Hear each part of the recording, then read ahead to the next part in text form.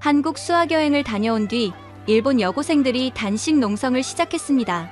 한국에서 목격한 진실이 우리 교과서에 담길 때까지 차라리 이 자리에서 죽겠습니다. 일본 학생들의 전례 없는 과격한 항의에 일본 정부는 비상회의를 긴급 소집했습니다.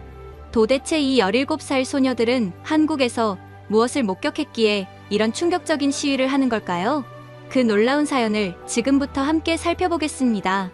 한국 수학여행 준비가 시작되던 날, 제일 먼저 이상함을 느낀 건 담임 타나카 선생님이었어요.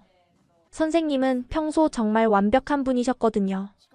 역사 수업을 하실 때도 한치의 흐트러짐 없이 진행하시고 수업 자료도 언제나 빈틈없이 준비해 오시던 엄격한 교사셨죠. 그런 선생님이 한국 여행 계획 발표 이후로 완전히 다른 사람처럼 변하셨어요. 저는 사카모토 아오이예요. 시부야구 작은 아파트에서 부모님과 사는 평범한 여고생이죠. 사진 찍는 걸 좋아하고 일본 전통 차도도 배우고 있어요. 학교에선 영어 동아리에서 활동 중이고요. 솔직히 한국 여행이라고 하니 K-팝 아이돌이나 만날 수 있을까 하는 기대감밖에 없었어요. 그날 교실 맨 뒤 자리에서 수업을 듣고 있었어요. 선생님이 여행 일정표를 나눠주시는데 뭔가 평소와 달랐어요. 종이를 들고 계신 손끝이 계속 미세하게 흔들리는 거예요. 교실 앞쪽에서 한 친구가 물었어요. 선생님, 서대문 형무소는 어떤 곳이에요? 그 순간 타나카 선생님 손에서 분필이 바닥으로 굴러떨어졌어요. 교실이 순간 조용해졌죠. 선생님은 잠깐 멈춰 계시다가 평소와는 전혀 다른 작고 무거운 목소리로 대답하셨어요. 일제시대의 한국의 독립운동가들이 갇혀있던 감옥이야. 우리가 반드시 가봐야 하는 곳이란다. 이상했어요. 선생님 목소리에서 들어본 적 없는 감정이 느껴졌거든요. 수업 후 복도에서 선생님 옆을 지나가는데 선생님이 검은 노트에 뭔가를 계속 쓰고 계셨어요. 제가 가까이 다가가자 화들짝 놀라시며 노트를 덮으셨죠. 아오이? 무슨 일 있니? 아니요, 그냥 한국 여행이 너무 기대돼서요. 타나카 선생님은 웃으려 애쓰셨지만 눈빛만큼은 웃고 있지 않았어요. 그 후로도 선생님은 한국 관련 얘기만 나오면 몸이 굳어지셨어요. 이런 선생님의 모습은 처음 봤어요. 집에서도 문제가 생겼어요. 할아버지가 한국 수학여행 얘기를 들으시더니 안색이 확 바뀌셨거든요. 한국이라고? 거긴 위험한 곳 아니냐? 일본 사람들 별로 안 좋아한다던데. 할아버지는 식탁 위에 신문을 툭 놓으시며 걱정스럽게 말씀하셨어요. 할아버지 같은 연세분들은 한국에 대해 좋지 않은 인식을 가지신 분들이 많으셨어요. 요즘은 괜찮아요, 할아버지. K-팝도 인기 많고 한국 화장품도 도쿄에서 잘 팔리잖아요. 제가 밝게 대답했지만 할아버지는 고개만 저으셨어요. 넌 세상 물정을 모르는구나. 한국엔 반일 감정이 뿌리 깊어. 거리에서 일본어 쓰면 큰일 날 수도 있다고. 할아버지는 TV에서 보신 반일 시위 화면을 언급하시며 학교에 항의 전화를 하시겠다고까지 하셨어요. 심지어 제 여권을 어디론가 치워버리려고 하셨죠. 정말 깜짝 놀랐어요. 그날 밤 혼자 방에서 한국을 검색해봤어요. 나오는 정보들이 완전히 양극단이었어요. 어떤 글에선 할아버지 말씀처럼 일본인에 대한 적대감을 이야기했고 다른 글에선 한국의 멋진 풍경과 문화를 칭찬했어요. 다음날 친구 후지타 리나에게 물어봤어요. 리나야, 한국 간다고 하니까 좀 무섭지 않아? 우리가 일본인이라고 하면 안 좋아하진 않을까? 리나는 제 말을 듣고 싱긋 웃었어요. 뭔 소리야? 우리 언니 작년에 서울 갔다 왔는데 사람들 엄청 친절하더래. 명동에서 쇼핑할 때 점원들이 일본어로 말 걸어주더래. 일본보다 더 친절할지도 몰라. 하지만 할아버지의 경고가 계속 머릿속을 맴돌았어요. TV에서 봤던 치열한 반일 시위들, 독도를 둘러싼 갈등들. 우리 같은 학생들이 정말 안전할 수 있을까? 그러면서도 한편으론 진실이 뭔지 제 눈으로 직접 확인하고 싶다는 마음이 점점 커져갔어요. 일주일이 순식간에 지나갔습니다. 출발 전날 밤, 할아버지는 마지막으로 저를 불러 심각한 표정으로 말씀하셨어요. 아오이야, 일본인이라는 걸 되도록 말하지 마. 혹시 물어보면 다른 나라 사람이라고 해. 그리고 이거 항상 갖고 다녀. 할아버지가 내미신 건 작은 호루라기였어요. 정말 한국이 그렇게 위험한 곳인 걸까요? 그날 밤 짐을 싸면서도 마음이 무거웠습니다. 하지만 동시에 진실은 무엇인지 직접 확인하고 싶다는 호기심도 커져갔어요. 드디어 출발하는 날이 왔습니다. 나리타 공항에 모인 학생들의 표정은 제각각이었어요. K-팝 팬인 리나는 흥분을 감추지 못했고 다른 친구들은 설렘과 불안이 뒤섞인 표정이었죠. 타나카 선생님은 여느 때보다 더 조용하셨어요. 비행기에서 내려 인천국제공항에 도착한 순간 저는 숨을 깊게 들이마셨어요. 이것이 한국의 공기구나. 할아버지가 말씀하신 것처럼 일본인에게 위험한 곳일까? 놀랍게도 공항은 어느 국제공항과도 다르지 않았어요. 아니, 오히려 나리타보다 더 현대적이고 깔끔해 보였죠. 입국 심사대 직원도 특별히 저희를 다르게 대하지 않았어요. 그저 일상적인 업무처럼 여권을 확인하고 통과시켜 주었죠. 생각보다 괜찮네. 옆에 선 리나에게 속삭였어요. 공항에서 나와 우리를 맞이한 한국인 가이드 이도윤 씨는 유창한 일본어로 인사했어요. 여러분 안녕하세요. 한국에 오신 것을 환영합니다. 3박 4일 동안 제가 여러분의 안내를 맡게 된 이도윤입니다. 이 가이드는 밝은 미소로 우리를 반겼고 버스로 이동하는 내내 한국의 문화와 역사에 대해 친절하게 설명해 주셨어요. 버스 창밖으로 보이는 서울은 제 상상과 완전히 달랐습니다. 고층 빌딩들이 즐비했고 거리는 세련된 간판과 화려한 조명으로 가득했어요. 할아버지가 말씀하신 위험하고 낙후된 도시는 어디에도 보이지 않았죠. 명동에 도착해서는 더 놀랐어요. 거리마다 일본어 안내판이 있었고 상점 직원들은 일본인임을 알아차리자 오히려 반갑게 맞아주었죠. 이라샤이마세. 한 화장품 가게 직원이 일본어로 인사하며 시향품을 건넸어요. 생각보다 일본어를 많이 하시네요. 제가 물었죠. 네, 일본 손님이 많이 오시니까요. 저도 일본 드라마 보면서 조금씩 배웠어요. 그녀의 친절한 미소에 마음이 놓였어요. 저녁으로는 삼겹살을 먹었는데 정말 맛있었어요. 고기를 직접 구워 먹는 방식이 신기했고 김치와 함께 먹으니 더 맛있더라고요.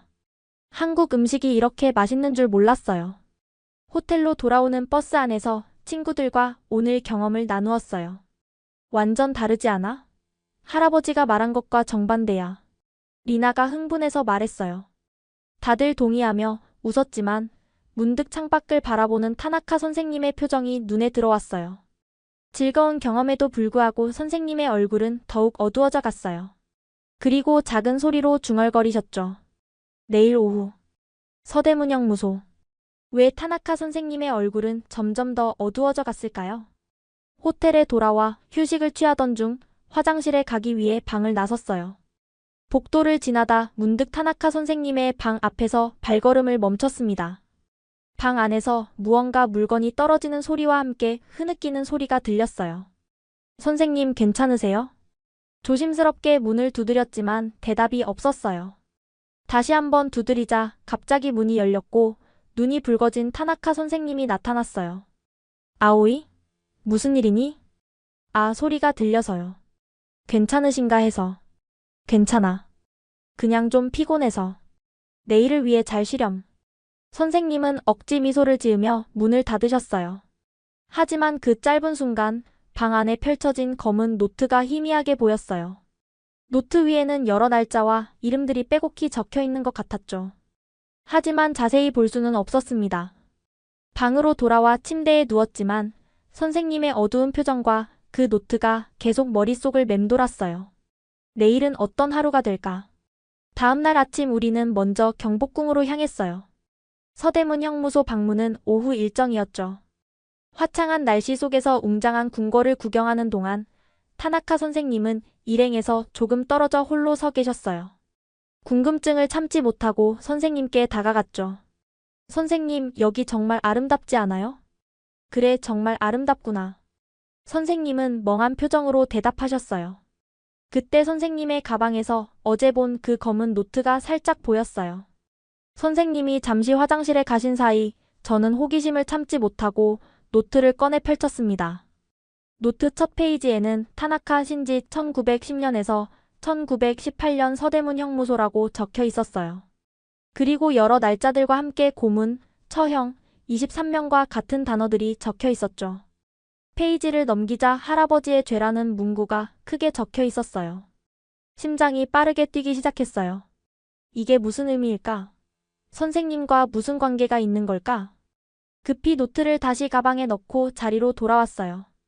저녁 식사 후 방으로 돌아와 침대에 누웠지만 노트에 적힌 내용이 계속 머릿속을 맴돌았어요. 인터넷을 열어 서대문 형무소를 검색했습니다. 첫 번째 검색 결과는 일제강점기 조선인 독립운동가 수감시설이었어요.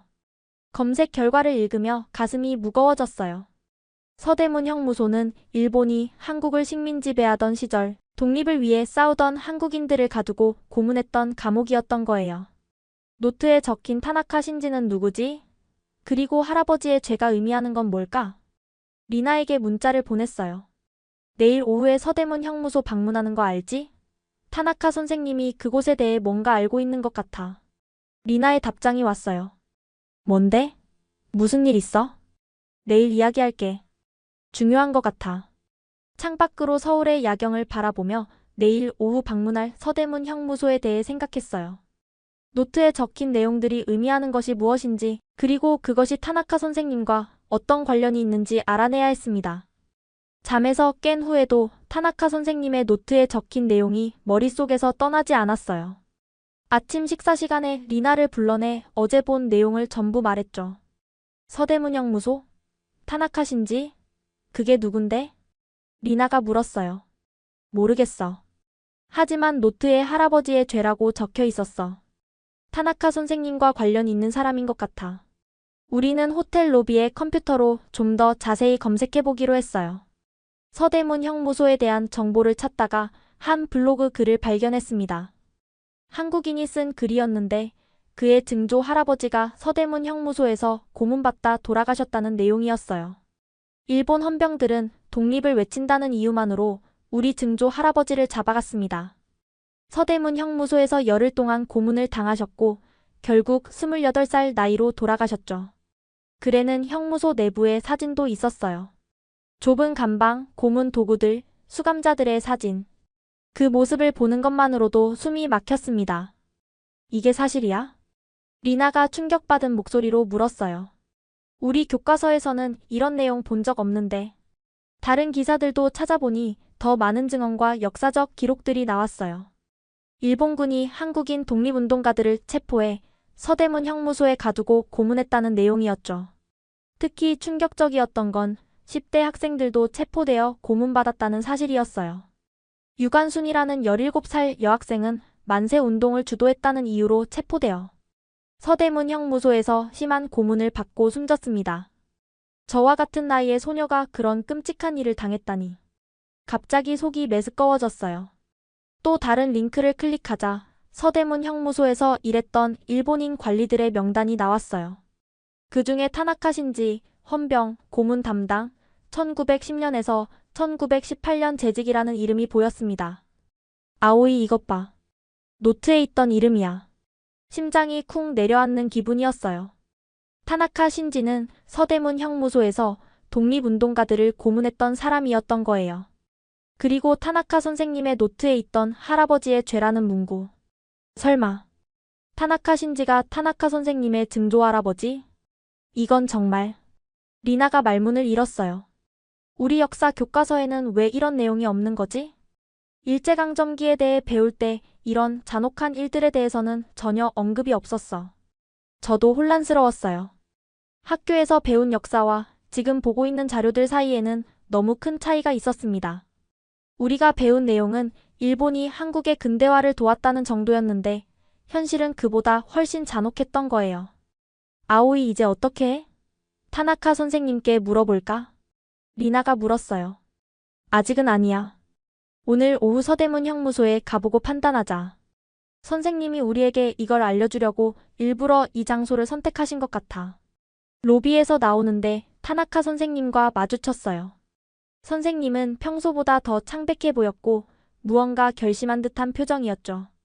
오늘 오후에는 서대문 형무소에 갑니다. 여러분이 꼭 봐야 할 곳이에요. 선생님의 목소리에는 평소에 없던 무거움이 묻어 있었어요. 버스에 오르면서 저는 마음속으로 다짐했어요. 오늘 서대문 형무소에서 무엇을 보게 될지 그리고 타나카 선생님의 비밀이 무엇인지 반드시 알아내리라고요. 버스 안에서 리나와 저는 방금 알게 된 충격적인 사실들을 조용히 이야기했어요. 다른 친구들은 여전히 즐거운 수학여행 분위기였지만 우리는 마음이 무거웠죠. 아오이, 이건 정말 큰일이야. 우리가 배운 역사와 완전히 다르잖아. 리나가 속삭였어요. 알아. 하지만 아직 모든 진실을 다 알아낸 건 아닐 거야. 서대문 형무소에 가면 더 많은 것을 알 수 있을 것 같아. 창밖으로 서울의 풍경이 스쳐 지나갔어요. 현대적인 건물들과 사람들로 붐비는 거리를 보면서 이 도시 아래 묻혀있는 아픈 역사를 생각했죠. 버스 앞쪽에서는 타나카 선생님이 창밖을 멍하니 바라보고 계셨어요. 우리가 모르는 선생님의 비밀은 무엇일까? 왜 그토록 괴로워하시는 걸까? 선생님의 증조 할아버지가 정말 타나카 신지라면 선생님은 그 사실을 언제 알게 되신 걸까? 그리고 얼마나 큰 충격을 받으셨을까? 한참을 달려 버스가 서대문 형무소 앞에 도착했어요. 붉은 벽돌로 지어진 높은 담장과 막루가 우리를 내려다보고 있었죠. 그 모습만으로도 이곳이 예전에 얼마나 두려운 장소였을지 짐작할 수 있었어요. 자, 여러분. 이곳은 단순한 관광지가 아닙니다. 한국의 아픈 역사가 담긴 장소니 조용히 관람해주세요. 타나카 선생님의 목소리가 떨렸어요. 입구에서 한국인 해설사가 우리를 맞이했습니다. 그는 유창한 일본어로 이곳의 역사를 설명해 주셨어요. 이곳은 1908년부터 1987년까지 약 80년간 운영된 감옥이었습니다. 특히 일제강점기에는 많은 독립운동가들이 이곳에서 고문을 당하고 목숨을 잃었습니다. 해설을 듣는 동안 타나카 선생님의 표정이 점점 굳어져 갔어요. 선생님이 계속 주머니 속 무언가를 만지작거리시는 게 보였죠. 호기심에 가까이 다가가 살펴보니 그것은 오래된 흑백 사진이었어요. 일본군 제복을 입은 한 남자의 사진. 형무소 안으로 들어가자 취사장, 감방, 고문실 등 다양한 시설이 전시되어 있었어요. 벽에는 독립운동가들의 사진과 그들이 겪은 고통에 대한 설명이 있었죠. 특히 충격적이었던 건 고문 도구들이었어요. 몸을 비틀고 매달고 찌르는 잔인한 도구들. 그걸 보는 것만으로도 몸이 떨렸습니다. 이곳에서는 주로 물고문, 전기고문, 비틀기, 매달기 등의 방법으로 독립운동가들을 고문했습니다. 해설사의 설명에 학생들 사이에서 작은 탄식이 흘러나왔어요. 리나와 저는 타나카 선생님을 주시하고 있었어요. 선생님은 다른 학생들보다 뒤쪽에 머물며 때때로 눈물을 훔치셨죠. 우리는 선생님을 몰래 따라다니기로 했어요. 선생님은 다른 학생들이 다음 전시실로 이동할 때 혼자서 한 구석에 남아 사진을 꺼내보셨어요. 그리고 벽에 걸린 서대문 형무소 관리자 명단 앞에 한참 서 계셨죠. 우리는 조심스럽게 다가가 그 명단을 살펴봤어요. 거기에는 분명히 타나카 신지, 고문 담당 헌병, 1910년 부임이라고 적혀 있었습니다. 선생님이 들고 있던 사진 속 남자와 그 이름이 일치했어요. 아오이, 봤어? 정말 선생님의 증조 할아버지였어. 리나가 충격에 빠진 목소리로 속삭였어요. 저 사진이 증거야. 오늘 밤 선생님을 찾아가서 직접 물어보자. 그날 저녁 호텔로 돌아온 우리는 모두 무거운 침묵에 잠겼어요. 서대문 형무소에서 본 것들은 너무 충격적이었고 우리가 배운 역사와 너무 달랐거든요. 특히 타나카 선생님의 비밀이 드러난 지금 어떻게 해야 할지 혼란스러웠습니다. 저녁을 먹은 후 리나와 저는 타나카 선생님의 방을 찾아갔어요. 문 앞에서 우리는 잠시 망설였지만 용기를 내어 노크했죠. 누구니? 선생님의 지친 목소리가 들렸어요. 선생님, 저희예요. 아오이와 리나입니다. 잠시 이야기 좀 나눌 수 있을까요? 문이 천천히 열리고 타나카 선생님이 나타났어요. 평소의 단정한 모습과는 달리 선생님은 머리가 헝클어져 있었고 눈은 붉게 충혈되어 있었습니다. 아오이, 리나.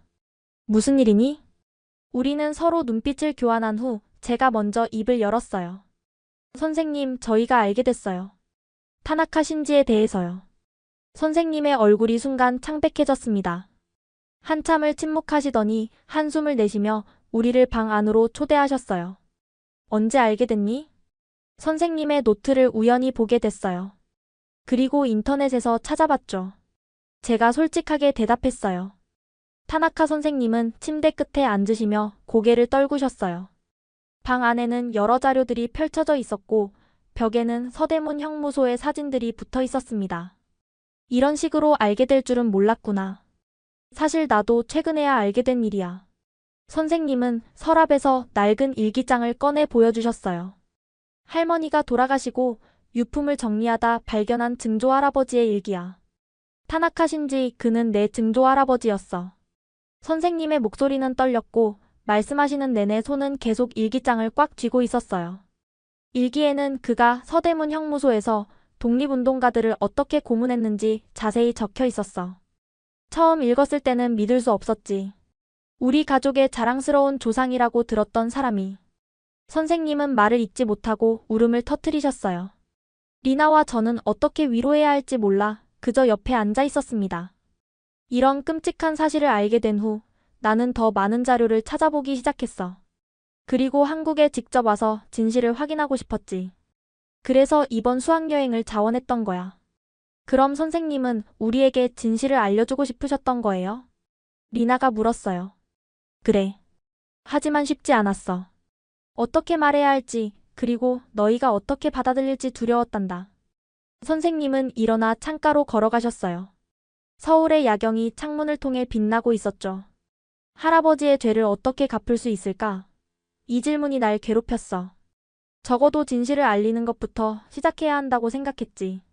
선생님의 고백을 들으며 저는 혼란스러운 감정에 휩싸였어요. 분노, 슬픔, 연민이 뒤섞였죠. 한편으로는 우리에게 진실을 알려주려는 선생님의 용기가 대단하다고 생각했어요. 내일 우리는 다시 서대문 형무소를 방문할 거야. 그때 내가 모든 학생들에게 이야기할 생각이야. 그리고 선생님은 잠시 말을 멈추셨어요.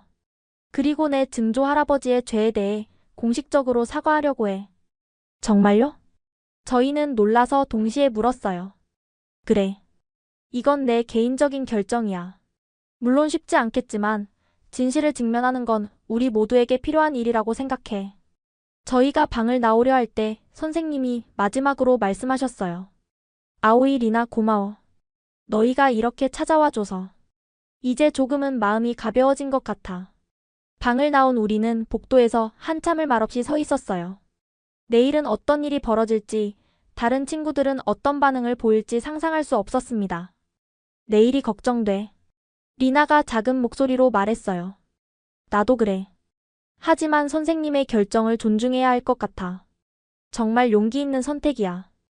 호텔 창문을 통해 바라본 서울의 밤하늘은 평화로워 보였지만 내일은 분명 폭풍 같은 하루가 될 것 같았어요. 다음 날 아침 우리는 다시 서대문 형무소로 향했습니다. 아침 식사 시간, 타나카 선생님은 평소보다 더 진지한 표정으로 우리에게 말씀하셨어요. 오늘 우리는 서대문 형무소를 다시 방문합니다. 어제보다 더 깊이 있게 역사를 배우는 시간이 될 거예요. 모두 마음의 준비를 해주세요. 버스 안에서 리나와 저는 불안한 눈빛을 교환했어요. 다른 친구들은 어제 본 충격적인 전시물들을 여전히 이야기하고 있었지만 타나카 선생님이 오늘 어떤 고백을 할지 아는 우리는 마음이 무거웠죠. 서대문 형무소에 도착하자 어제와 같은 해설사가 우리를 맞이했어요. 타나카 선생님은 해설사에게 가까이 다가가 무언가 이야기를 나누셨고 해설사는 놀란 표정을 짓더니 고개를 끄덕였습니다.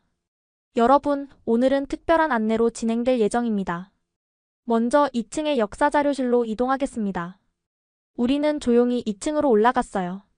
그곳에는 일제강점기 당시 서대문 형무소에서 근무했던 일본인 관리들의 기록과 사진이 전시되어 있었습니다. 학생들은 호기심 어린 눈으로 전시물들을 살펴보기 시작했어요. 해설사는 전시실 중앙에 서서 설명을 이어갔습니다. 이곳 서대문 형무소에서는 많은 독립운동가들이 일본 헌병들에게 고문을 당했습니다. 특히 3.1운동 이후에는 더 많은 독립운동가들이 체포되어 이곳에 수감되었죠. 해설사의 설명이 진행되는 동안 타나카 선생님의 얼굴은 점점 창백해져 갔어요. 그리고 마침내 선생님이 앞으로 나서셨습니다. 잠시 제가 말씀드려도 될까요? 모든 시선이 선생님께 향했습니다. 선생님은 깊게 숨을 들이마시고 떨리는 목소리로 말씀을 시작하셨어요. 여러분, 우리는 지금 매우 중요한 역사적 장소에 서 있습니다. 이곳은 단순한 관광지가 아니라 실제로 많은 사람들이 고통받고 목숨을 잃은 곳이에요. 선생님은 잠시 멈추고 주머니에서 오래된 사진을 꺼내셨어요. 이 사진 속의 사람은 타나카 신지입니다. 그는 1910년부터 1918년까지 이곳 서대문 형무소에서 헌병으로 근무했습니다. 그리고 그는 제 증조 할아버지입니다. 학생들 사이에서 놀라는 소리가 들렸어요. 모두 충격에 빠진 표정이었죠. 저는 최근에야 이 사실을 알게 되었습니다. 증조 할아버지의 일기를 통해서요. 그는 이곳에서 독립운동가들을 고문하는 일을 담당했습니다. 선생님의 목소리가 떨렸고 눈에는 눈물이 고였어요. 하지만 계속 말씀을 이어가셨습니다. 우리가 학교에서 배운 역사는 불완전합니다. 일제강점기의 잔혹한 측면들이 많이 생략되어 있어요. 하지만 진실을 알아야만 우리는 과거의 실수를 반복하지 않을 수 있습니다. 그때 해설사가 조용히 다가와 한 자료를 건네줬어요. 그것은 타나카 신지의 이름이 명확하게 적힌 서대문 형무소 직원 명단이었습니다. 이 명단에는 제 증조 할아버지의 이름이 있습니다. 그가 어떤 역할을 했는지도 기록되어 있죠. 선생님은 자료를 학생들에게 보여주셨어요. 우리 모두 놀란 표정으로 그것을 바라보았죠. 제 증조 할아버지는 특히 여성 독립운동가들을 고문하는 일을 맡았다고 합니다. 그 말에 교실은 완전한 침묵에 빠졌어요. 누구도 숨소리 하나 내지 않았죠. 해설사는 다음 전시실로 우리를 안내했어요. 그곳에는 여성 독립운동가들의 이야기가 전시되어 있었습니다. 특히 유관순이라는 17살 소녀의 이야기가 눈에 띄었어요. 그녀는 저와 같은 나이였지만 독립을 외치다 체포되어 서대문 형무소에서 고문을 당했다고 해요. 유관순은 1920년 서대문 형무소에서 고문 후유증으로 사망했습니다. 당시 나이가 18살이었죠. 해설사의 설명을 들으며 가슴이 아팠어요. 저와 같은 나이의 소녀가 이런 고통을 겪었다니. 우리는 지하 고문실로 이동했어요. 그곳에는 물고문, 전기고문, 비트는 고문 등 다양한 고문 도구들이 전시되어 있었습니다. 차가운 지하실의 공기는 그 자체로 무서움을 느끼게 했어요. 이 방에서 수많은 독립운동가들이 말할 수 없는 고통을 겪었습니다. 고문으로 인해 평생 장애를 안고 살아야 했던 분들도 많았죠. 타나카 선생님은 고문 도구들을 보시더니 갑자기 무릎을 꿇고 흐느끼기 시작하셨어요. 죄송합니다. 정말 죄송합니다. 그 모습을 보는 것만으로도 가슴이 아팠어요. 선생님이 증조 할아버지의 죄를 얼마나 무겁게 느끼고 계신지 알 수 있었습니다. 해설사는 잠시 멈추더니 타나카 선생님께 다가가 어깨에 손을 얹었어요. 선생님, 이건 선생님의 잘못이 아닙니다. 하지만 이렇게 진실을 인정하고 마주하는 용기는 정말 존경스럽습니다. 우리 학생들도 하나둘 선생님 곁으로 모여들었어요. 아무도 선생님을 비난하지 않았죠. 오히려 선생님의 용기에 감동받은 것 같았어요. 마지막으로 우리는 수감자 기록실로 이동했습니다. 그곳에는 수천 명의 독립운동가들의 수감 기록 카드가 전시되어 있었어요. 이름, 나이, 체포 이후, 형량. 그리고 많은 카드에는 고문 중 사망이라고 적혀 있었습니다. 이 기록들은 실제 사람들의 이야기입니다. 그들은 단순히 역사책 속의 숫자가 아니라 가족이 있고 꿈이 있던 평범한 사람들이었습니다. 해설사의 말이 가슴에 깊이 새겨졌어요. 이제야 역사가 단순한 암기 대상이 아니라 실제 사람들의 이야기라는 것을 깨달았습니다. 형무소 견학을 마치고 밖으로 나왔을 때 타나카 선생님은 여전히 눈물을 닦고 계셨어요. 그리고 우리 모두에게 말씀하셨습니다. 여러분, 오늘 본 것들을 꼭 기억해 주세요. 이것이 진짜 역사입니다. 그리고 이런 비극이 다시는 반복되지 않도록 우리 모두가 노력해야 합니다. 서대문 형무소를 나와 우리는 근처 공원의 조용한 곳에 모였어요. 타나카 선생님은 더 이상 감정을 억누르지 못하고 울음을 터뜨리셨습니다. 학생들은 모두 침묵 속에서 선생님을 바라보았어요. 잠시 후 선생님은 떨리는 손으로 가방에서 낡은 일기장을 꺼내셨어요. 여러분, 내가 더 이상 숨기고 싶지 않은 이야기가 있어요. 작년 겨울 할머니가 돌아가신 후 유품을 정리하다가 증조 할아버지의 일기장을 발견했습니다. 선생님은 일기장의 페이지를 조심스럽게 넘기셨어요. 이 일기는 1915년부터 1918년까지 타나카 신지가 서대문 형무소에서 근무하던 시기에 쓴 것입니다. 처음에는 믿을 수 없었어요. 가족들은 증조 할아버지를 자랑스러운 군인이라고만 이야기했거든요. 선생님은 일기의 한 부분을 읽어주셨어요. 오늘도 8명의 조선인을 신문했다. 그들은 모두 만세를 외쳤다는 죄밖에 없다. 하지만 명령은 명령이다. 나는 그들이 동료들의 이름을 밝힐 때까지 물고문을 실시했다. 학생들 사이에서 충격에 찬 탄식이 흘러나왔어요. 선생님은 잠시 멈추고 깊게 숨을 들이마셨다가 다시 일기를 읽으셨어요. 오늘은 어린 여학생을 신문했다. 겨우 18살이라고 했다. 그 나이에 독립운동을 한다니. 내 딸과 비슷한 나이인데. 명령대로 해야 했지만 오늘 밤 잠을 이룰 수 있을지 모르겠다. 저는 숨이 막혔어요. 그 18살 소녀가 유관순이었을까요? 선생님이 계속 말씀하셨어요. 일기를 읽으면서 증조 할아버지가 명령에 따라 행동했지만 점점 자신의 행동에 의문을 품기 시작했다는 것을 알 수 있었어요. 하지만 그것이 그의 행동을 정당화하지는 않습니다. 선생님은 깊은 한숨을 내쉬셨어요. 일기장을 발견한 후 나는 깊은 충격에 빠졌습니다. 우리 가족의 역사가 내가 알고 있던 것과 완전히 달랐어요. 처음에는 이 사실을 무시하고 싶었습니다. 하지만 역사교사로서, 인간으로서 나는 진실을 외면할 수 없었어요. 리나가 조심스럽게 질문했어요. 선생님, 가족들은 이 사실을 알고 계신가요? 아니, 아직 아무에게도 말하지 않았어. 부모님이나 다른 가족들에게 어떻게 이야기해야 할지 아직 용기가 나지 않아서. 한 친구가 손을 들었어요.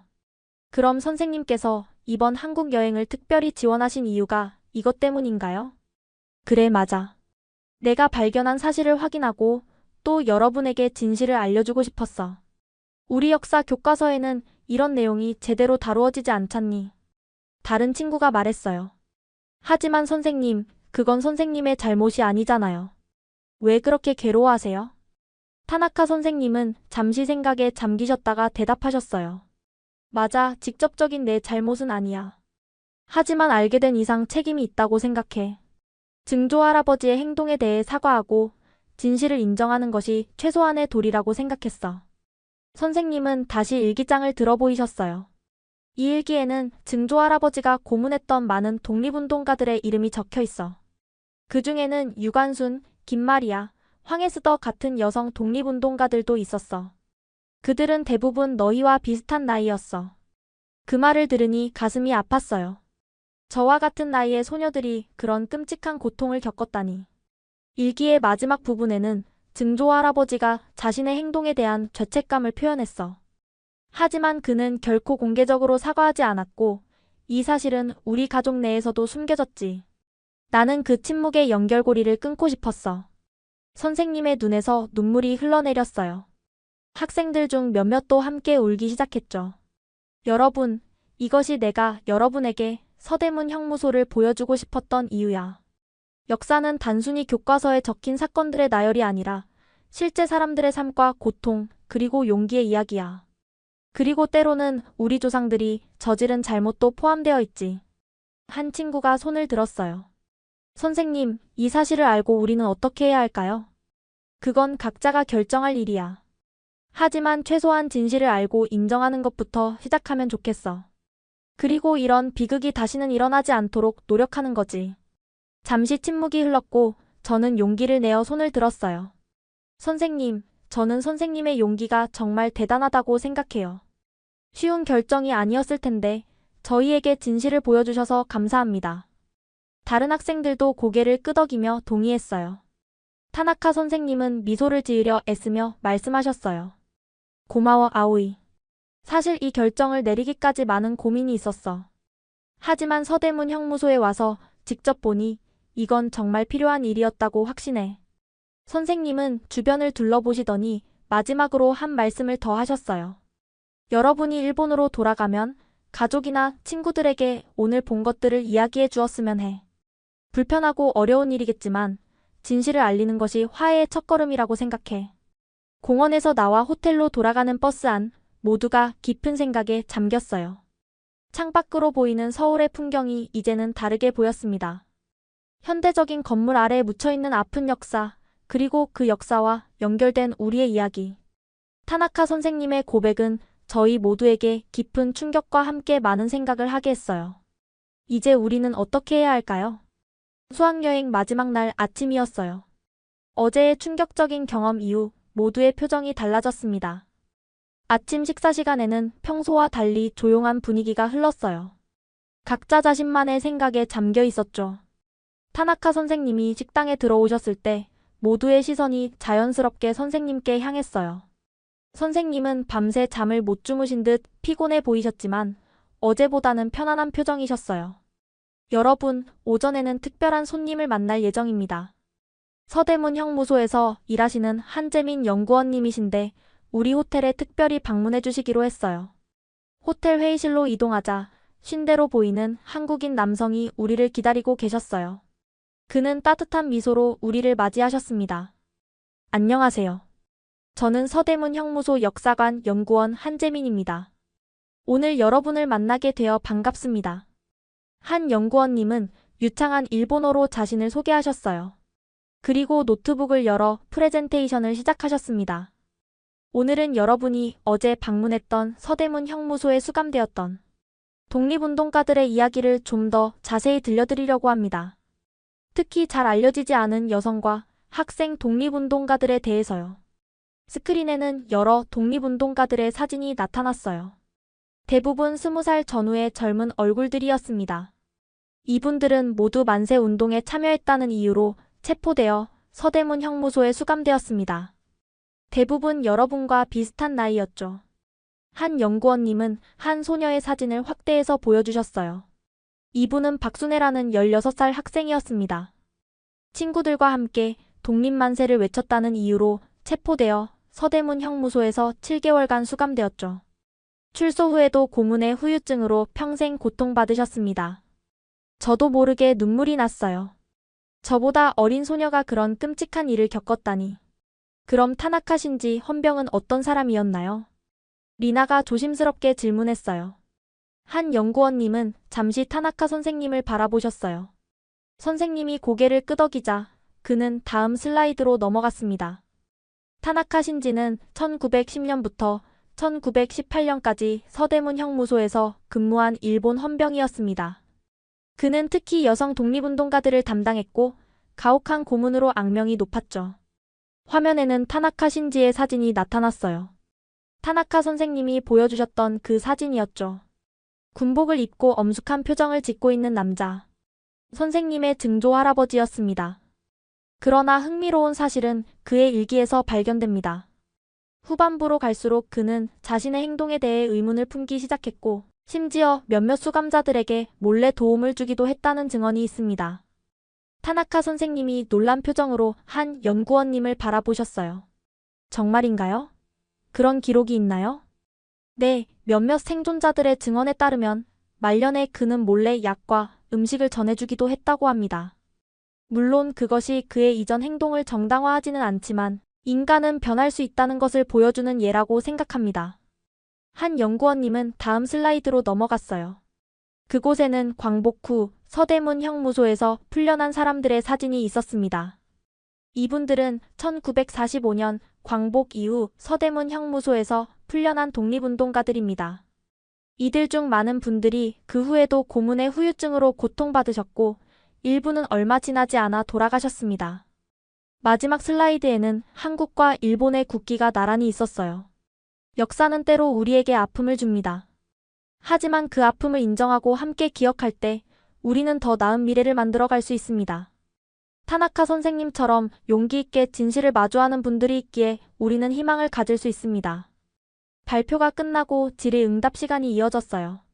많은 친구들이 궁금한 점을 물었고 한 연구원님은 모든 질문에 정직하게 답변해 주셨습니다. 마지막으로 타나카 선생님이 일어나셨어요. 한 연구원님, 증조 할아버지의 행동에 대해 진심으로 사과드립니다. 그리고 이런 기회를 주셔서 감사합니다. 한 연구원님은 미소를 지으며 대답하셨어요. 타나카 선생님, 당신은 당신 증조 할아버지의 행동에 책임이 없습니다. 하지만 이렇게 진실을 인정하고 학생들에게 알려주시는 용기는 정말 존경스럽습니다. 이것이 바로 화해의 시작입니다. 두 분이 악수를 나누는 모습을 보며 저는 역사의 상처가 조금씩 아물어가는 느낌을 받았어요. 발표가 끝난 후 한 연구원님은 우리에게 작은 선물을 나눠주셨어요. 그것은 서대문 형무소에 수감되었던 독립운동가들의 이야기가 담긴 작은 책자였습니다. 이 이야기들을 읽고 기억해주세요. 역사는 기억하는 사람들에 의해 살아갑니다. 손에 든 책자를 넘기며 저는 잊혀진 희생자들의 이야기에 깊은 생각에 잠겼어요. 이제 저는 이분들의 이야기를 기억하고 다른 사람들에게도 전할 책임이 있다고 느꼈습니다. 호텔로 돌아가는 길, 리나가 제게 물었어요. 아오이, 우리가 일본에 돌아가면 뭘 할 거야? 저는 잠시 생각하다가 대답했어요. 이 이야기를 더 많은 사람들에게 알려야 할 것 같아. 우리가 배운 역사와 실제 역사 사이에는 너무 큰 차이가 있어. 리나도 고개를 끄덕였어요. 우리의 수학여행은 내일 끝나지만 어쩌면 우리의 진짜 여정은 이제 시작인지도 모르겠어. 인천국제공항에서 비행기를 타고 일본으로 돌아오는 내내 저는 창밖 구름을 바라보며 깊은 생각에 잠겼어요. 불과 나흘 전 같은 하늘을 날며 한국에 대한 편견과 불안감을 안고 있었던 제가 이제는 완전히 다른 사람이 된 것 같았습니다. 나리타 공항에 도착해 가족들을 만났을 때 할아버지는 제일 먼저 물으셨어요. 아오이, 별일 없었니? 한국 사람들이 뭐라고 하지는 않았어? 할아버지의 걱정 어린 질문에 예전 같았으면 그냥 네, 괜찮았어요 라고 대답했을 거예요. 하지만 이번에는 달랐어요. 할아버지, 한국 사람들은 저희를 정말 친절하게 대해줬어요. 그리고 저는 정말 많은 것을 배웠어요. 우리가 학교에서 배우지 않은 역사에 대해서요. 집으로 돌아와 짐을 풀면서 서대문 형무소에서 찍은 사진들과 한 연구원님이 주신 책자를 꺼냈어요. 할아버지는 제가 꺼내놓은 것들을 의심스러운 눈빛으로 바라보셨죠. 이게 다 뭐니? 일제강점기 때 한국에서 일어났던 일들이에요, 할아버지. 우리 교과서에서 배운 것보다 훨씬 많은 일들이 있었어요. 저는 용기를 내어 서대문 형무소에서 본 것들, 타나카 선생님의 고백, 그리고 제가 배운 역사적 진실에 대해 이야기했어요. 말을 할수록 할아버지의 표정은 점점 굳어졌죠. 그런 이야기는 다 한국이 만들어낸 거야. 넌 왜 그런 반일 선전을 믿는 거니? 할아버지의 화난 목소리에 저는 잠시 움츠러들었어요. 하지만 곧 마음을 다잡고 한 연구원님이 주신 책자를 펼쳤습니다. 여기 증거가 있어요. 실제 사진들, 기록들. 그리고 타나카 선생님의 증조 할아버지 일기에도 이런 내용이 있었대요. 이건 선전이 아니라 진실이에요. 할아버지는 책자를 보지도 않고 외면하셨어요. 넌 일본 사람이야. 왜 우리가 사과해야 한다고 생각하니? 너는 내 나라를 배신하는 거야. 할아버지의 말씀에 가슴이 아팠지만 더 이상 침묵할 수 없었어요. 할아버지, 진실을 인정하는 게 나라를 배신하는 게 아니에요. 오히려 더 나은 미래를 위한 첫걸음이라고 생각해요. 할아버지는 분노에 차서 방을 나가셨고 그날 저녁 내내 저와 말씀을 하지 않으셨어요. 어머니는 제게 다가와 조용히 물으셨죠. 무슨 일이 있었던 거니? 저는 어머니께도 같은 이야기를 했어요. 놀랍게도 어머니는 할아버지와 달리 귀 기울여 들어주셨어요. 사실 나도 인터넷에서 그런 이야기를 본 적이 있어. 하지만 학교에서 그렇게 가르치지 않으니까 확신할 수 없었지. 내가 직접 보고 온 거라면. 다음날 학교에 돌아갔을 때 리나와 저는 우리 반 친구들에게 한국에서의 경험을 이야기했어요. 몇몇은 관심 있게 들었지만 다른 친구들은 의심스러운 표정을 지었죠. 그건 그냥 한국의 관점이잖아. 우리 역사책에는 그렇게 안 나와 있어. 타나카 선생님이 너무 감정적으로 반응하신 거 아니야? 그런 옛날 일을 지금 와서 왜 들춰내는 거야? 다양한 반응들이 있었지만 저는 포기하지 않았어요. 역사 시간에 용기를 내어 손을 들고 질문했습니다. 선생님, 일제강점기 때 서대문 형무소에서 있었던 일들에 대해 더 알 수 있을까요? 역사 선생님은 당황한 기색이 역력했지만 짧게 대답하셨어요. 그건 교과 과정에 포함되지 않은 내용이라 수업 시간에 다루기는 어렵구나. 실망했지만 저는 결심했어요. 학교 신문사에 가입해서 한국 여행 경험에 대한 글을 써야겠다고요. 리나도 저를 지지해 주었고 함께 글을 쓰기로 했습니다. 글을 쓰는 과정은 쉽지 않았어요. 어떻게 하면 사실적으로 전달하면서도 균형 잡힌 시각을 유지할 수 있을지 많이 고민했죠. 특히 타나카 선생님의 개인적인 이야기를 어디까지 공개해야 할지도 어려운 문제였어요. 아오이, 이 부분은 선생님께 허락을 받아야 할 것 같아. 리나가 말했어요. 타나카 선생님을 찾아가 우리의 계획을 말씀드렸을 때 선생님은 잠시 생각하시더니 고개를 끄덕이셨어요. 괜찮아. 내 이야기를 공유해도 좋아. 증조 할아버지의 이름은 실명으로 써도 되지만 우리 가족 현재 이름은 당분간 익명으로 해주면 좋겠구나. 마침내 글이 완성되었고 학교 신문에 잊혀진 역사와 마주하기, 한국 수학여행에서 발견한 진실이라는 제목으로 실렸어요. 그리고 제가 예상하지 못했던 일이 벌어졌습니다. 글이 게재된 날 학교는 술렁이기 시작했어요. 학생들뿐만 아니라 선생님들도 그 글에 대해 이야기하기 시작했고 부모님들 사이에서도 소문이 퍼졌죠. 우리 글에 대한 반응은 극명하게 나뉘었어요. 용기 있는 글이야. 불필요하게 옛날 일을 들추는 거 아니야? 이런 게 진짜 역사 교육이지. 애국심을 훼손하는 행동이야. 찬반 논쟁이 격렬해지는 가운데 저는 제 소셜미디어에 글의 전문을 올리기로 결심했어요. 우리의 경험과 배움을 더 많은 사람들과 나누고 싶었거든요. 정말 올릴 거야? 리나가 걱정스럽게 물었어요. 응. 이제 더 이상 침묵하고 싶지 않아. 떨리는 손으로 게시 버튼을 눌렀을 때 저는 이 작은 용기가 어떤 파도를 일으킬지 전혀 예상하지 못했어요. 소셜미디어에 글을 올린 다음날 아침, 저는 평소보다 일찍 눈을 떴어요.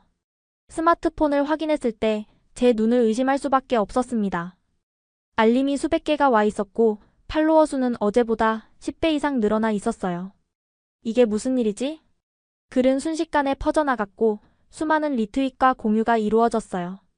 댓글도 폭주했습니다. 용기 있는 고백에 박수를 보냅니다. 역사의 진실을 알리는 것이 중요해요. 학교에서 배우지 못한 내용이라 충격적이에요. 물론 부정적인 댓글도 많았어요. 반일 감정을 부추이는 행동이다. 한국의 일방적 주장을 무비판적으로 수용했다. 17살 학생이 뭘 안다고 이런 복잡한 역사 문제에 끼어드는가. 학교에 도착했을 때 모두의 시선이 저에게 쏠렸어요. 어떤 학생들은 응원의 미소를 보냈고 다른 학생들은 비난하는 눈빛을 보냈죠. 교실에 들어서자 친구들이 모여들었어요. 아오이, 너 지금 인터넷에서 유명인이야. 용감하다. 나는 내 편이야. 하지만 학교가 시끄러워질 것 같아. 오후가 되자 교장 선생님이 저를 교장실로 불렀어요. 긴장된 마음으로 교장실 문을 두드렸습니다. 들어오세요. 교장 선생님은 심각한 표정으로 저를 바라보셨어요.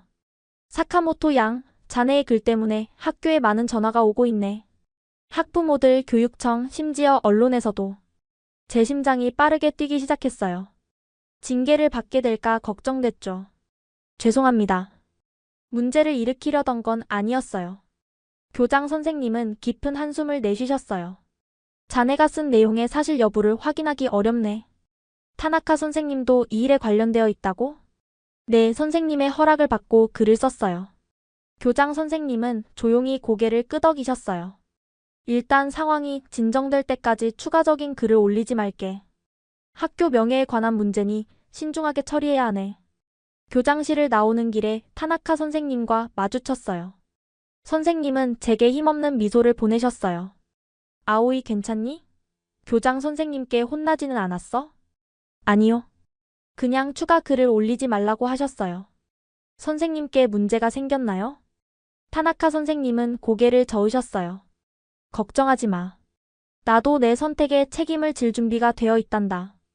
사실 나는 네가 자랑스러워.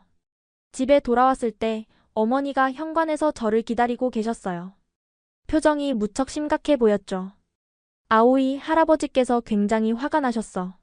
내 글이 지역 신문에도 실렸고 이웃들이 모두 알게 되셨대.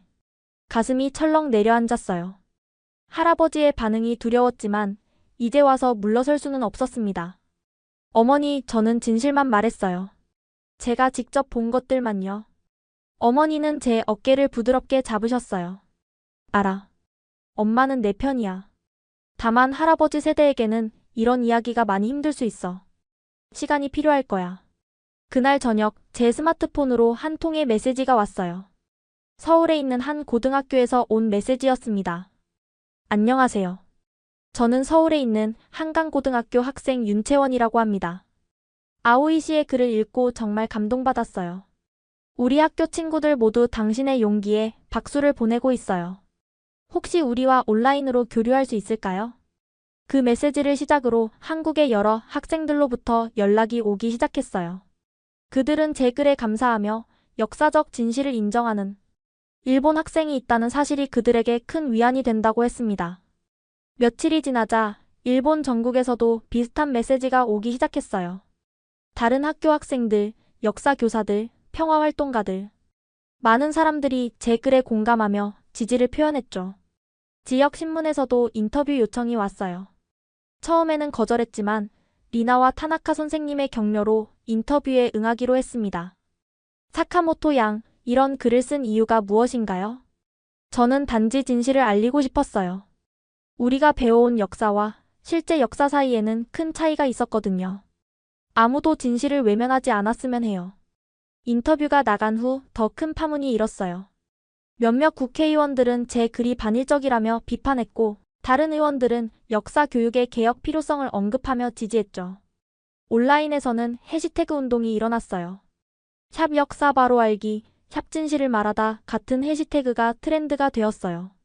많은 사람들이 자신이 배운 역사 교육의 한계에 대해 이야기하기 시작했습니다.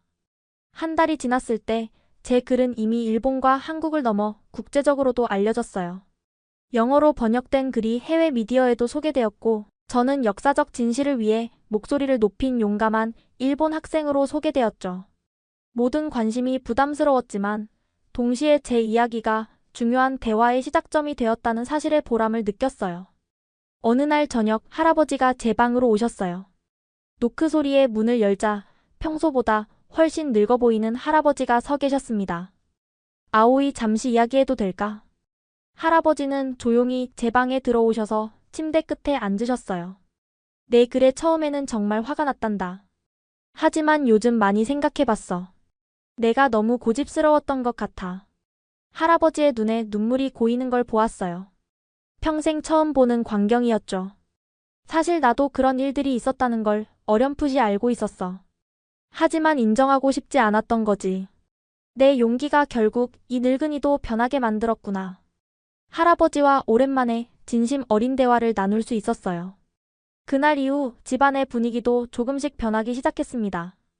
어떤 분들은 저를 매국노라고 불렀지만 더 많은 분들이 용기 있다고 격려해 주셨어요. 시간이 흐를수록 제 작은 용기가 만들어낸 파도는 점점 더 커져갔습니다. 글이 퍼진 지 2달, 학교 생활은 이전과 많이 달라졌어요. 이제 저는 그 글 쓴 아이로 알려졌죠. 하지만 시간이 지날수록 주변의 시선도 변하기 시작했어요. 처음에는 저를 비난하던 친구들도 점차 제 이야기에 귀 기울이기 시작했습니다. 어느 날 아침, 타나카 선생님이 들뜬 표정으로 저를 찾아오셨어요. 아오이, 좋은 소식이 있어. 서울에 있는 한강고등학교에서 우리 학교와 교류 프로그램을 제안해왔어. 정말요? 그게 제 글 때문인가요? 그래, 내 용기 덕분이야. 윤채원이라는 학생이 자기 학교 선생님께 이야기했고, 그 선생님이 우리 학교에 공식 제안을 한 거야. 윤채원. 제게 처음 연락했던 한국 학생이에요. 저희는 이메일과 메시지로 자주 연락하며 친구가 되었죠. 온라인 교류 프로그램이 먼저 시작되고 내년에는 실제 교환학생 프로그램도 계획 중이래. 교장 선생님도 이 아이디어에 찬성하셨어. 처음에 제 글로 인해 곤란해하셨던 교장 선생님의 태도가 바뀐 것에 놀랐어요. 교장 선생님이 찬성하셨다고요? 그래. 최근 교육부에서도 역사 교육 개정에 대한 논의가 시작되었거든. 시대가 조금씩 변하고 있는 것 같아. 그날 오후 우리는 첫 온라인 교류 수업을 가졌어요. 대형 스크린을 통해 서울의 교실과 연결되었고 양국 학생들이 서로 인사를 나누었죠. 안녕하세요. 저는 윤채원입니다. 아오이와 메시지로 자주 연락하고 있어요. 스크린 속 채원이 반갑게 손을 흔들었어요. 그 옆에 많은 한국 학생들도 미소 짓고 있었죠. 안녕 채원아. 실제로 보게 되어 정말 기뻐. 제가 답했어요. 우리는 서로의 학교 생활, 문화, 그리고 역사 교육에 대해 이야기를 나누었어요. 처음에는 어색함도 있었지만 시간이 지날수록 대화가 자연스러워졌죠. 한국 학생들은 일본 문화에 많은 관심을 보였고 우리도 한국의 교육 시스템과 문화에 궁금증을 가지고 있었어요. 하지만 가장 인상적이었던 건 우리 모두 비슷한 고민과 꿈을 가진 평범한 10대라는 점이었죠. 아오이, 너의 글이 우리 학교에서 큰 화제가 되었어. 역사 수업 시간에 선생님이 너의 글을 교재로 사용하셨어. 채원이 말했어요. 정말? 그건 몰랐네. 사실 처음에는 많이 두려웠어. 하지만 이제는 글을 쓴 것을 후회하지 않아. 온라인 교류 이후 타나카 선생님은 새로운 프로젝트를 제안하셨어요. 공유된 역사 프로젝트라는 이름으로 양국 학생들이 함께 역사적 사건을 연구하고 다양한 관점에서 이해하는 활동이었죠. 우리가 배운 역사와 한국 학생들이 배운 역사를 비교하며 서로의 시각을 이해하는 게 중요해. 타나카 선생님이 설명하셨어요. 이 프로젝트는 순조롭게 진행되지만은 않았어요. 때로는 예민한 역사적 사건들에 대해 서로 다른 의견으로 충돌하기도 했죠. 하지만 그런 과정을 통해 우리는 진실이란 단 하나의 모습이 아니라 여러 관점에서 바라봐야 한다는 것을 배웠어요. 프로젝트의 결과물로 우리는 두 나라의 눈으로 본 역사라는 작은 책자를 만들었어요. 일제강점기, 위안부 문제, 전후 관계 등 다양한 주제를 다루었죠. 각 주제마다 일본과 한국 학생들의 시각을 함께 담았어요. 이 책자는 온라인에 공개되었고 생각보다 많은 관심을 받았어요. 교육 연구자들은 이것을 학생 주도의 화해 모델이라고 칭하기도 했죠. 집에서도 변화가 있었어요. 할아버지는 제가 한국 친구들과 나누는 이야기에 귀 기울이기 시작하셨고 가끔은 질문도 하셨어요. 그 친구들은 일본에 대해 어떻게 생각하니? 다행히도 할아버지. 처음에는 일본의 역사 교육이 부족하다고 생각했지만 지금은 우리가 변화하려 노력한다는 것을 알고 존중해주고 있어요. 할아버지는 생각에 잠기시더니 말씀하셨어요. 내가 젊었을 때는 이런 대화가 불가능했을 거야. 시대가 정말 변하고 있구나. 타나카 선생님도 큰 변화를 겪고 계셨어요. 선생님은 자신의 증조 할아버지 이야기를 공개적으로 나누는 강연을 시작하셨고 역사 교육의 중요성을 강조하셨죠. 처음에는 비난도 많이 받으셨지만 점차 지지의 목소리도 커졌어요. 특히 다른 학교 역사 교사들이 선생님의 용기에 감명받아 비슷한 활동을 시작했다는 소식을 들었을 때는 정말 기뻤습니다. 1년이 지난 지금 저는 한강고등학교와의 교환학생 프로그램에 참가하기 위해 서울로 떠날 준비를 하고 있어요. 채원이네 집에서 한 달 동안 머물며 한국 학교 생활을 경험할 예정이죠. 출발 전날 할아버지가 제 방으로 오셨어요. 손에는 작은 선물 상자가 들려 있었죠. 아오이, 이건 내가 서울에 갈 때 가지고 가길 바란다. 상자를 열어보니 할아버지의 오래된 만년필이 들어있었어요. 이건 내가 소중히 여기던 물건이야. 네가 서울에서 새로운 역사를 쓰는데 사용했으면 해. 할아버지의 눈에 맺힌 눈물을 보며 저는 말로 표현할 수 없는 감동을 느꼈어요. 고마워요, 할아버지. 소중히 간직할게요. 짐을 싸면서 작년 이맘때 한국 수학여행을 준비하던 제 모습이 떠올랐어요. 그때의 저와 지금의 저는 완전히 다른 사람이 되었죠. 역사에 무관심했던 소녀가 이제는 두 나라 사이의 작은 다리가 되었으니까요. 타나카 선생님의 말씀이 생각났어요. 역사는 단순히 과거의 이야기가 아니라 우리가 어떤 미래를 만들어 갈지 결정하는 나침반이야. 이제 저는 그 말의 의미를 온전히 이해합니다. 역사를 직시하는 용기가 있을 때 우리는 비로소 더 나은 미래를 향해 나아갈 수 있어요. 서울로 떠나는 비행기 안에서 저는 창밖의 구름을 바라보며 생각했어요. 이것은 단순한 교환학생 프로그램이 아니라 새로운 역사의 한 페이지를 써나가는 여정이구나. 그리고 저는 그 여정의 일부가 되어 자랑스러웠습니다. 아오이의 용기 있는 이야기, 가슴에 새기셨나요? 작은 여고생의 선택이 두 나라의 아픈 역사를 마주하는 힘이 되었습니다. 역사는 외면한다고 사라지지 않습니다. 아오이처럼 진실을 마주할 때 우리는 더 나은 미래로 나아갈 수 있습니다. 이 이야기가 여러분에게도 작은 용기가 되길 바랍니다. 마음에 와닿으셨다면 좋아요와 구독, 그리고 주변 분들에게 이 영상을 공유해주세요. 더 많은 사람들이 이 진실의 여정에 함께할 수 있도록요. 지금까지 원더풀 해외 사연이었습니다. 감사합니다. 다음 이야기에서 만나요.